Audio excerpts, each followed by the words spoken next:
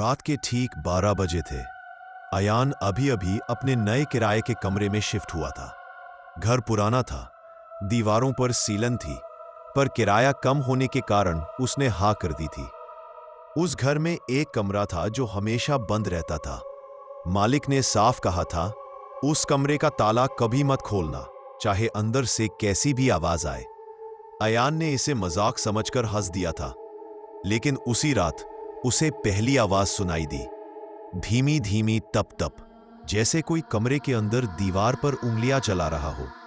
अयान ने सोचा शायद चूहे होंगे और वह सोने की कोशिश करने लगा।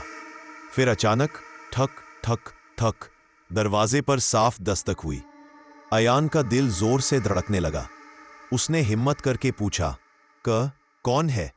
अंदर से एक बेहद धीमी, ठंडी, कांपती हुई आवाज आई, मुझे बाहर आने दो।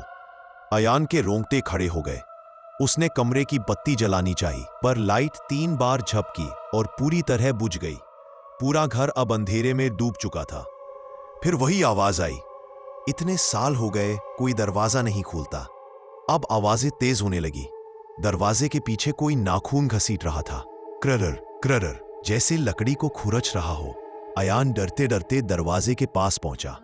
दरवाजे के नीचे से ठंडी हवा बाहर आ रही थी, जैसे अंदर बर्फ रखी हो। अचानक उसे पैर के पास कुछ महसूस हुआ। नीचे एक पुरानी फोटो पड़ी थी, जिसमें वही बंद कमरा दिख रहा था, और दरवाजे की एक छोटी सी दरार से किसी की आंखें अयान को घूर रही थी। अयान घबराकर पीछे हटने लगा, लेकिन पीछे से किसी ने उसके कंधे पर हाथ रख दिया। उसने कांपते हुए धीरे धीरे मुड़कर देखा, और उसके बाद अयान ने आखिरी बार बस यही चीख मारी थी। अगली सुबह पड़ोसियों ने सुना कि बंद कमरे का ताला टूटा हुआ है, और अयान कहीं नहीं मिला। सिर्फ वह पुरानी फोटो, जिसमें अब दरवाजे की दरार में 2 नहीं 3 आंखें दिखाई दे रही थी।